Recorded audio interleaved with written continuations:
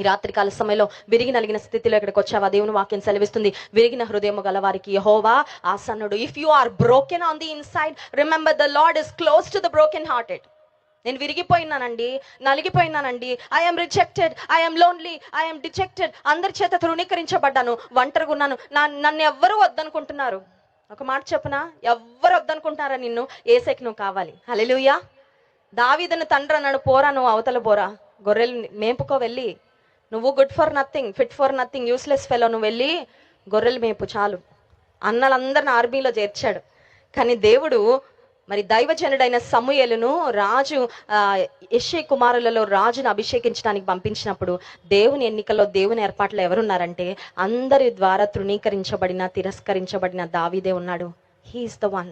నాకు కావాల్సింది అతను, నా హృదయానుసారుడైన మనుష్యుడు.